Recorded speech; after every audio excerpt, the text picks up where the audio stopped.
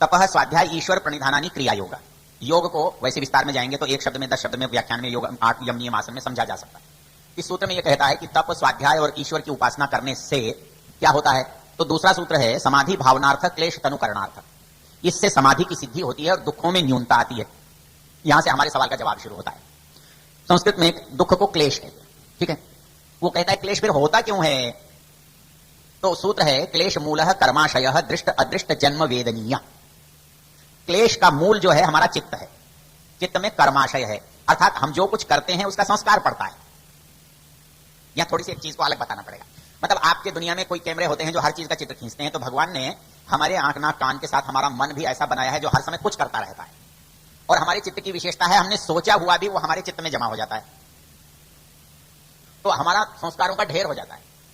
वो संस्कार क्या है कि हमने बहुत बार सोचा ये इसको यहां से लेना चाहिए लेना चाहिए लेना चाहिए, तो एक दिन मन में इच्छा होती है ले आ। उन संस्कारों का ही परिणाम होता है। अच्छे संस्कारों का अच्छा परिणाम होता है, बुरे संस्कारों का बुरा परिणाम होता है। तो ये कहता है क्लेश मूलः कर्माशय। ये दुनिया में जो दुख हैं वो हमारे पुराने संस्कारों के जमा होने से हैं। वो कब के हैं, दृष्ट अदृष्ट जन्म वेदनीय। वो इस जन्म के भी हो सकते हैं, वो जन्म जन्मांतर के भी हो सकते हैं, 1000 साल लाख साल करोड़ साल पुराने भी हो सकते हैं। तो वो ये कहता है कि इनसे होता क्या है, इन कर्मों से होता क्या है, तो उसका अगला सूत्र है जाति आयुर्भोगा। मतलब उस क्लेश जो कर्माशय का परिणाम है जाति आयु भोग। जाति आयु भोग का मतलब कोई मनुष्य बना, कोई गधा बना, कोई घोड़ा बना, कोई कुत्ता बना, कोई ये जो जाति कहलाती है, जो जन्म से पहचान होती है वो जाति होती है। दूसरा आयु, एक दिन जीता है, कोई 100 दिन जीता है। और भोग, बना तो कुत्ता पर एलिजाबेथ का बना।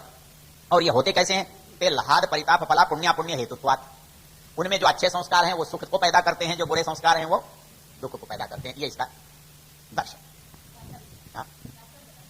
इसका आगे रास्ता है, बताऊं। आगे एक बड़ी रोचक बात है, वो कहता है ते लहाद परिताप फला पुण्य पुण्य हेतुत्वात्। वो जो संस्कार हैं आनंद और दुख दोनों को देने वाले होते हैं पुण्य और अपुण्य के कारण से।